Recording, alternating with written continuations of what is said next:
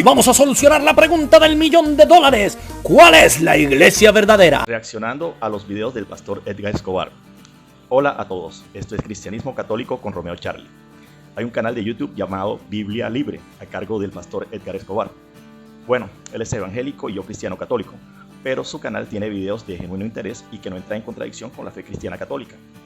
Precisamente por esto mismo, tal vez el pastor Escobar se vio envuelto en alguna controversia con sus propios correligionarios por fuera de su canal, ya que al haber publicado un video donde criticaba errores que cometen los predicadores evangélicos, mencionaba expresamente, primero, el uso y abuso de las alegorías forzadas. Segundo, el lenguaje ambiguo para ser inclusivos y que distorsiona la doctrina. Tercero, el desconocimiento de 2000 años de historia y tradición. Al parecer, sobre todo, esto último lo metió en problemas y tuvo que recurrir entonces a la vieja confiable de sacar un video arremetiendo con todo contra la iglesia cristiana católica y lo errada que está. Como blanco específico, escogió al padre Luis Toro, uno de los sacerdotes cristianos católicos que usualmente hace apologética. En fin, esto era el precio que había que pagar para apagar la controversia. Y esto por haber asegurado que sí había algo y había bastante que tener en cuenta entre los siglos II y XV después de Cristo. Yo pensaba hace un par de semanas reaccionar al muy interesante video de los errores que cometen los predicadores, pero me tocó cambiar de planes y reaccionar a la crítica sarcástica que hizo de la Iglesia Cristiana Católica. Y bien, ya que estamos hablando de sarcasmo, antes de iniciar, dos cositas. Marica, ya. Primero, nada de odio, ni doxeo, ni nada por el estilo contra el pastor Escobar. Esto es una controversia, no una cacería de brujas. Segunda, dejo constancia aquí y ahora que una de las peores insidias que perpetra el pastor Escobar y los evangélicos en general es el de rehusarse deliberadamente a referirse a los católicos como cristianos que son. A lo largo del video del pastor Escobar se nota de lejos este irrespeto solapado y para nosotros no pasa inadvertido, sobre todo cuando usan el calificativo romano para etiquetarnos en forma despectiva. Ya dicho esto, empecemos. Aquí vamos. Ahora bien, ¿es la iglesia católica?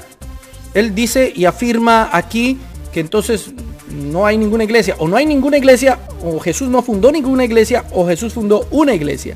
¿Jesús fundó iglesia realmente? ¿Vino Jesús aquí y fundó una iglesia y dijo, fundo una iglesia? Y le puso letrero y todo y una denominación, la iglesia de Jesús. ¿Sí? Pues realmente no. Mira lo que dice la palabra de Dios. Mateo 16:18. Y yo también te digo que tú eres Pedro y sobre esta roca edificaré mi iglesia y las puertas del Hades no prevalecerán contra ella. Mira lo que está diciendo, edificaré, no fundaré. Fundar y edificar son dos cosas diferentes. Pedro le acaba de dar una afirmación tremenda. Tú eres el Cristo, el Hijo del Dios viviente. Y Jesús le dice, sobre esa roca, que yo soy el Cristo, o sea, yo soy la roca. Sobre esa roca, sobre esa verdad, edificaré mi iglesia. Pero ya hay una verdad, que Él es el Cristo, Él es la promesa, es el prometido desde el Antiguo Testamento. Pastor Edgar, fue Jesús quien cambió el nombre de Simón, el que oye, a Kefas, Cefas, Pedro, roca. En el pasaje del Evangelio de San Mateo, capítulo 16, versículos 13 a 20, Jesús no está haciendo referencia a sí mismo como la roca. Es muy evidente que Jesús está cambiando el nombre de Simón a Pedro, porque lo está haciendo la base de la iglesia que funda, inicia o edifica, verbos que en este caso vienen a ser lo mismo. Donde Jesús hace directa referencia a sí mismo como la roca de la fe, es en Mateo capítulo 7, versículos 24 a 25 y Lucas capítulo 6, versículos 46 a 48, no en el pasaje de Cefas. Así, o más claro, Se salió deliberadamente por la tangente, pastor. Basta ya de sofismas. Número 1, el argumento de los restos de los apóstoles. Porque tenemos los restos de los apóstoles. Así tengan los restos de los apóstoles, eso no quiere decir que sea la iglesia verdadera. Eso no significa nada. De hecho, Martín Lutero se burlaba un poquito de este concepto, diciéndoles a las personas, a los romanistas, ¿no? 13 de los 12 apóstoles fueron encontrados nomás aquí en España. Claro que en España tiene los restos de 13 de los 12 apóstoles, pastor. ¿Acaso es que usted nunca tiene en cuenta a Matías o a Pablo? Por favor. No me digas. No me digas. Por otro lado, los cristianos católicos no sienten en ningún momento la compulsión de estar reconstruyendo el arca de Noé, el templo de Salomón y el arca de la alianza. ¿Sí o no, pastor? Fastidias por aquí, fastidias por allá. La tradición, como usted mismo reconoció en su video anterior, no tiene nada de mala. Más que a la Biblia, la tradición debe servir al Padre, al Hijo y al Espíritu Santo. Ellos son la autoridad suprema, de quienes la Biblia da testimonio. Pues yo creo que la Iglesia Apostólica Romana no, porque ellos tienen como roca a Pedro, no a Jesús. Ellos mismos lo dicen todo el tiempo, al Papa. Y además de eso, tienen como fundamento no a los apóstoles y profetas, como en algún momento lo dijo Luis Toro y como que se le fue la luz, ¿no? Hay que ser claros, ellos además de apóstoles y profetas, es decir, además de Antiguo y Nuevo Testamento, tienen la tradición. Y además de la tradición, al colegio cardenalicio. Así que nada de eso fue incluido por Jesús ahí cuando nos dijo sobre qué edificaría en Mateo 16. El colegio cardenalicio. Es tan válido como las universidades reformadas y los concilios permanentes de iglesias cristianas evangélicas, los cuales tampoco figuran en la Biblia. El segundo argumento que utiliza Luis Toro es que ellos hicieron la Biblia. La Iglesia Católica Apostólica Romana hizo la Biblia, perdón, pero la Biblia, el canon bíblico se generó de una manera orgánica. Los primeros cristianos desde el principio aceptaron la Biblia, y esos primeros cristianos no podemos decir que todos eran católicos apostólicos romanos. Muchos jamás tuvieron nada que ver con Roma, para nada. Muchos toda la vida vivieron en Jerusalén, en Antioquía, en Alejandría, en otros lugares, y nada tenían que ver con Roma. Así que no podemos decir que la Iglesia Católica Apostólica y Romana formó la Biblia. Hay un proceso del canon que desde el mismo apóstol Pablo, que afirma que lo que Lucas escribió era Biblia, 1 Timoteo capítulo 5 verso 18. No, eso no es cierto. Lo que el pasaje dice en 1 Timoteo capítulo 5 versículo 18, pues la escritura dice, no pondrás bozal al buey que trilla, y digno es el obrero de su salario. Fin de la cita. En ninguna parte Pablo valida al evangelio de Lucas. Pedro sí valida las epístolas de Pablo, pero lo otro definitivamente no. ¿Esto es un invento o qué, pastor? Hasta Pedro, que afirma que todo lo que escribió Pablo era Biblia, segunda de Pedro, capítulo 3, versos 15 a 16. Todo eso nos está estructurando. Luego llegaron otros, como Clemente, como Policarpo, como Ireneo, como Hipólito, que mucho antes de que la Iglesia Católica, Apostólica y Romana tuviese control sobre los concilios, ellos ya tenían bastante claro el canon. El rastro del canon de la Biblia, sea la versión que Martín Lutero escogió para los protestantes, y el que siempre se ha usado en la Iglesia Cristiana Católica, pasa exactamente por lo que hicieron aquellos que desde el siglo I se consideraban católicos. Hay otros cánones, pero son de otras iglesias cristianas, que nada tienen que ver con el protestantismo y la Reforma. Les guste o no, el canon protestante se originó de y como reacción al canon de la Iglesia Cristiana Católica, el cual se sabe que proviene de la versión Septuaginta del Antiguo Testamento, la cual fue hecha por los judíos en el siglo III a.C., en Alejandría. Basta ya de sofismas. Según el pastor Escobar, el canon de Lutero es inspirado por Dios, nada más que porque sí. ¿Podría decirle al pastor Escobar que el canon cristiano ortodoxo está errado entonces? Por cierto, es el mismo que el de la Iglesia Cristiana Católica. ¿O podría decirle el pastor Escobar que los 81 libros del Antiguo Testamento de la Iglesia Ortodoxa Oriental están equivocados? ¿Acaso los primeros cristianos que en el siglo IV terminaron de confirmar y ratificar después de 300 años de constancia están equivocados y que todo se arregló cuando apareció Lutero? Ya he hablado en extremo y en extenso de este tema, link abajo en la descripción. En tercer lugar dice que son la iglesia verdadera porque tienen templos de más de 1000 años. Y las iglesias ortodoxas tienen incluso templos más antiguos, de más de 1000 años. Ahora, el cristianismo viene mucho antes, 2000 años, así que, ¿qué pasó ahí? La mayoría de los templos más antiguos de la cristiandad, que aún permanecen, fueron construidos hacia el siglo IV después de Cristo por obvias razones. Solo que, después de que terminara la implacable y cruel persecución del Imperio Romano en contra de los cristianos, fue que se pudo pensar en edificar templos. Desde Pedro, en el 64 al 67 después de Cristo, hasta San Liberio en el 366 después de Cristo, todos los papas fueron martirizados, es decir, los primeros 35 de ellos.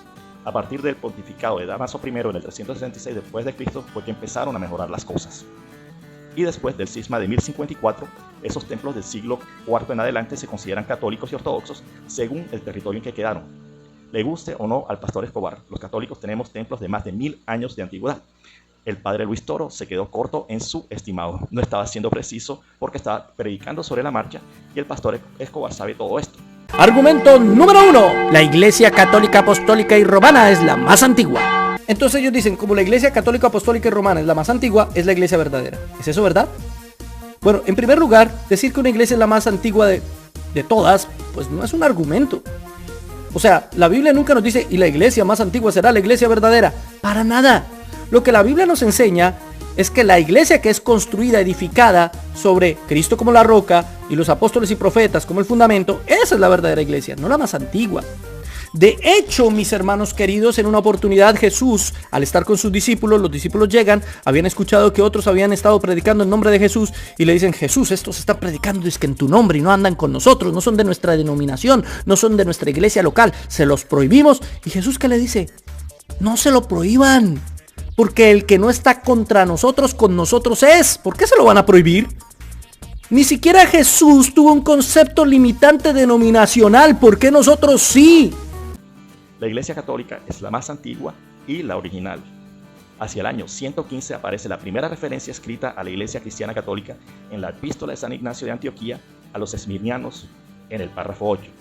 Allí donde está Jesús está la Iglesia Católica. Además, si ser católico fuera algo tan malo, ¿por qué la Iglesia procuró y procura tanto identificarse como tal? Sabemos que desde el mismo principio de la Iglesia hubo disensiones y cismas. Y cuando terminó la persecución en el año 313 después de Cristo, esto tampoco cambió.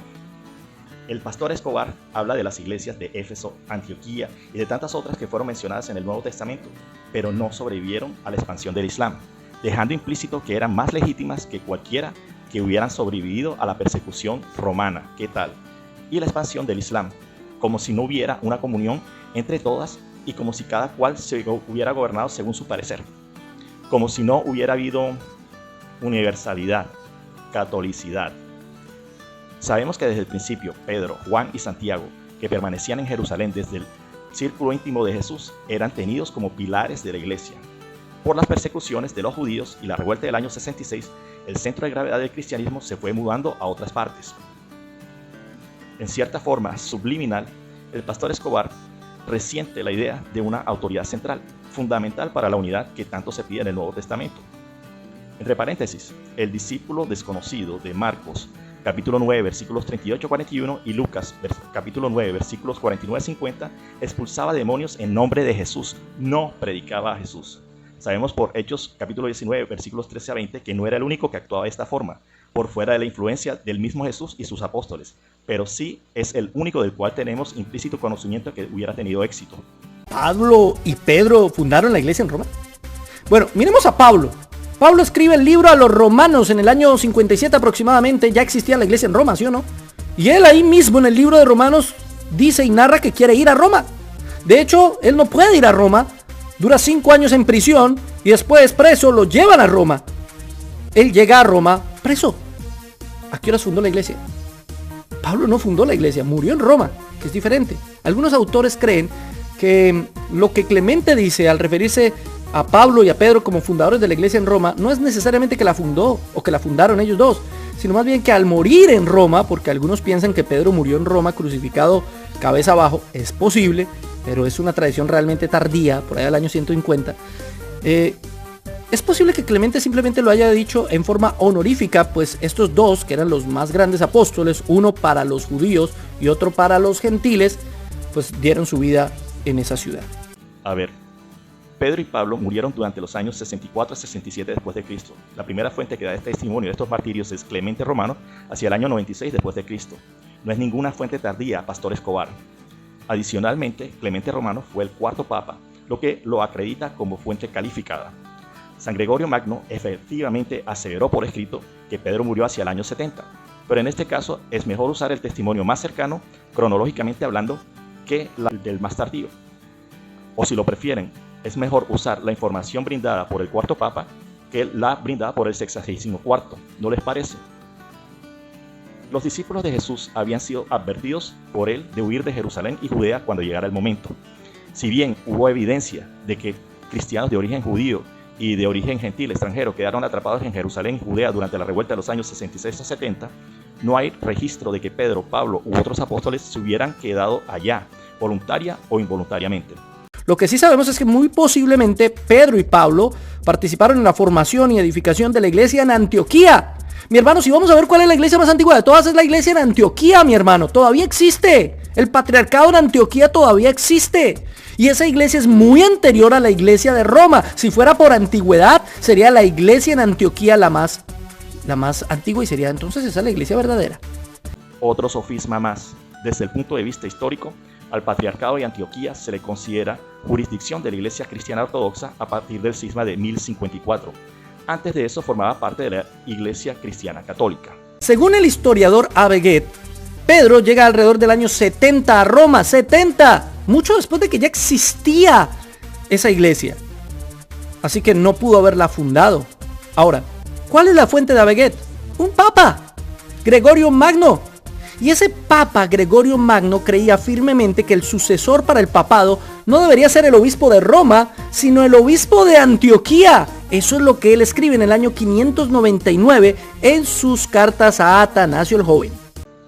No hay evidencia histórica que indique que el 64º papa haya considerado la primacía del patriarcado de Antioquía. Hubiera sido hasta más lógico que hubiera considerado la primacía del patriarcado de Jerusalén, cosa que no hizo. Por cierto, San Gregorio Magno es considerado como el cierre definitivo de la puerta del paganismo en el Imperio Romano y el iniciador de la construcción de la nueva era cristiana en Europa. En una de sus cartas a Atanasio, San Gregorio Magno escribe: el Señor, al dar a Pedro las llaves del reino de los cielos, lo puso al frente de toda la Iglesia católica, para que él, como vicario de Cristo en la tierra, atara y desatara lo que fuera necesario. Epístola 4:38.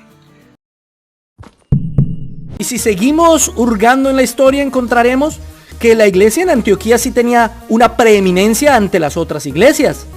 Mire, en el canon cuarto de Nicea se le da a Antioquía el primado de la pentarquía. ¿Qué es eso de la pentarquía? Bueno, después de que comenzó el cristianismo a crecer, hubo 5 grandes iglesias que básicamente gobernaban la iglesia a nivel mundial. Eran la iglesia en Jerusalén, la iglesia en Alejandría, la iglesia en Constantinopla, la iglesia en Antioquía, la iglesia en Roma. Esas eran las 5 grandes iglesias, la pentarquía. Todas por igual, sí se disputaban el poder y algunos se ponían títulos y había ahí una lucha de poderes, cada vez fue peor y peor y peor. La afirmación de que en Nicea se da el primado de la pentarquía es incorrecta. En el concilio de Nicea, celebrado en el año 325 después de Cristo, no se estableció el primado de la pentarquía. Como ya sabemos, la pentarquía es un término que se utiliza para referirse a las 5 sedes patriarcales más importantes del cristianismo primitivo: Roma, Constantinopla, Alejandría, Antioquía y Jerusalén. Si bien el concilio de Nicea reconoció la importancia de estas 5 sedes, no les otorgó un estatus especial ni las estableció como las únicas autoridades dentro de la iglesia. No fue sino hasta el siglo VI después de Cristo que las 5 sedes comenzaron a ser reconocidas como las autoridades supremas de la iglesia en sus respectivas regiones. Tampoco fue aceptado el primado de la pentarquía por todos los cristianos. ¿No fue así? Argumento número 2. Es que la iglesia protestante la fundó Martín Lutero, la fundó un hombre. A ver. La iglesia invisible, universal y católica, efectivamente, podríamos decir que por lo menos en la época de la gracia la fundó Cristo, ¿sí? O la edificó más bien Cristo. Ok. Pero Cristo no fundó ninguna iglesia local. Perdón. La iglesia en Roma, la iglesia romana, no la fundó Cristo. Y como vimos, tampoco Pedro. ¿Quién la fundó? No lo sabemos. Así que, ¿cuál es el problema de que un humano funde una iglesia? Todas las iglesias locales, todas, fueron fundadas por seres humanos. ¿Cuál no fue fundada por un ser humano? ¿Cuál? ¿Antioquía no fue fundada por un hombre? ¿Pérgamo? ¿Éfeso? Roma tuvo que haber sido fundada seguramente por cristianos que escucharon las predicaciones del día de Pentecostés y que después volvieron a Roma y comenzaron allá a predicar el evangelio. Seguramente ellos, seres humanos. Todas las iglesias son fundadas por seres humanos. No importa la fecha, todas son fundadas en diferente fecha. ¿Cuál es el problema? Es que el problema no está ni en la fecha ni en quién la fundó, sino sobre qué está fundada una iglesia local o una denominación particular, porque eso es la Iglesia Católica, Apostólica y Romana, solamente una denominación. Según el pastor Edgar Escobar, no importa quién o cuándo se fundó una iglesia. De nuevo, y por reductio ad absurdum, con este razonamiento se hubiera debido dejar surgir y prosperar cualquier herejía sin controvertirla jamás, ya que todas ellas predicaban a Jesús y no importa quién o el cuándo. No me parece que este chico sea muy listo. Lo curioso es que, según la misma Iglesia Católica, Apostólica y Romana, los protestantes no somos una herejía. Mire lo que escribió el Papa Juan XXIII. Este maravilloso espectáculo de unidad que distingue a la Iglesia Católica y que es un ejemplo luminoso para todos, quiere a Dios que conmueva de una manera provechosa vuestros espíritus para que pronto dejemos de llamarnos nuestros hermanos separados de esta sede apostólica.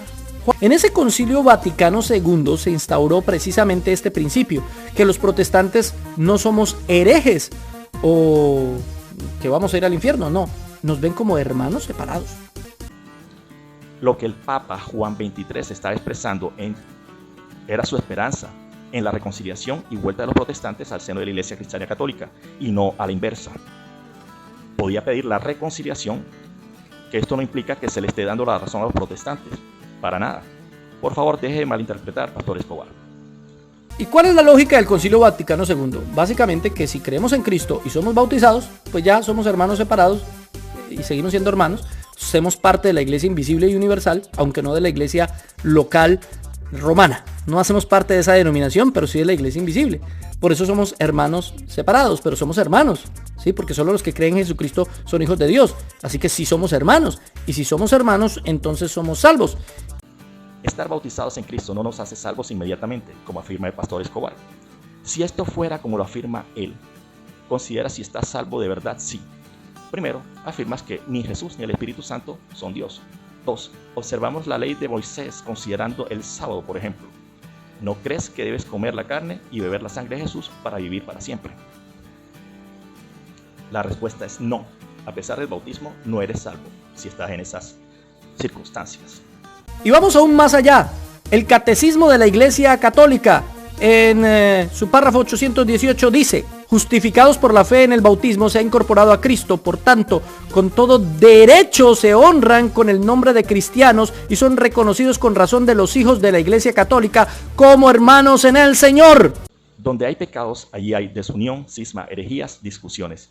Pero donde hay virtud, allí hay unión, de donde resulta que todos los creyentes tenían un solo corazón y una sola alma.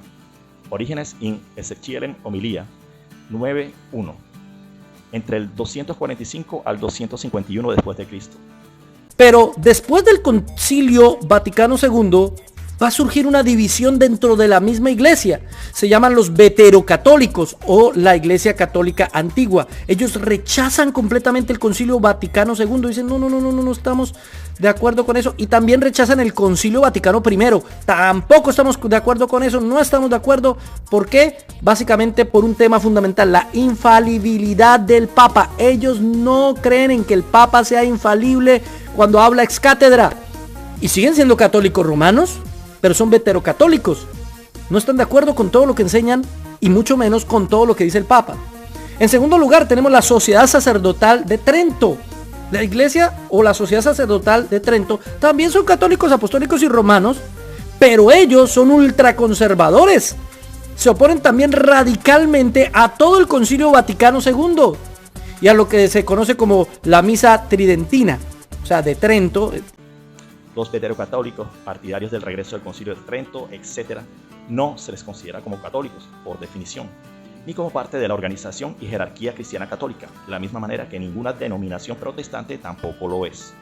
Por último, el camino sinodal alemán. Hay un sínodo en Alemania que viene hace un tiempo discutiendo y son súper ultraliberales. Ellos están a favor del sacerdote femenino, el sacerdotado femenino, están a favor incluso del divorcio, están a favor de que se acabe el celibato clerical.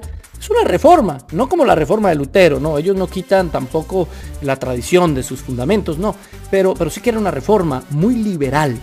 Creo que Francisco tiende un poquito a ir a favor de ellos, ¿no? Los sinodales alemanes no van camino de la herejía y del cisma, van camino de la apostasía. Primero Martín Lutero, luego el hombre del bigotico chistoso le declara la guerra a los cristianos católicos y a los cristianos evangélicos, y ahora los sinodales. ¿Es que algo bueno puede salir de Alemania? ¿Qué? ¿Qué? Bueno, Tomás de Kempis, para empezar. La renovación carismática de 1967. Esa renovación carismática también son católicos apostólicos romanos, pero carismáticos, parecen más pentecostales que católicos. Tienen muchas cosas parecidas y hablan en lenguas. También hay una interpretación bíblica bastante laxa, bastante motivación personal. Son los neopentecostales del catolicismo. A los cristianos católicos carismáticos no se les considera ni cismáticos, ni rebeldes, ni herejes. Nada de qué alarmarse, pastor. Una cosa es que los cristianos católicos aprovecharon de la confrontación con los arrianos, fue la de enriquecer la celebración de la Eucaristía con cantos y el uso de la música. Los arrianos usaban esto para atraer creyentes a su herejía, de lo que aprendió la Iglesia Cristiana Católica para contrarrestarlos. De la misma forma, los cristianos católicos carismáticos pueden aprovechar el énfasis en el bautismo en el Espíritu, noción de los evangélicos pentecostales y neopentecostales. Conforme a lo que dice la primera carta a los tesalonicenses, capítulo 5, versículo 21. Examínenlo todo y quédense con lo bueno. En todo el video del pastor Escobar no se menciona ni una vez las palabras obediencia ni desobediencia, ni sus consecuencias. Casi delante del mismo Jesús, los apóstoles se peleaban por quién mandaría a los demás, a pesar de que Jesús había favorecido abiertamente a Pedro. Y luego les sorprende que quieran desafiar la autoridad de la Iglesia Cristiana Católica. Como decían antes, Roma locuta, causa finita. ¡Cámbiale, March! No permitas que los que hacen el mal te hagan desistir de hacer el bien. Y recuerden, la verdadera rebeldía consiste en rebelarse contra el mundo, el demonio y la carne y someterse a Dios. De nuevo, gracias por haber llegado hasta aquí conmigo. Por favor, no se les olvide comentar, darle like, suscribirse, verificar sus notificaciones de YouTube y compartir para ayudarme a conectar con el algoritmo. Que Dios los bendiga y chao.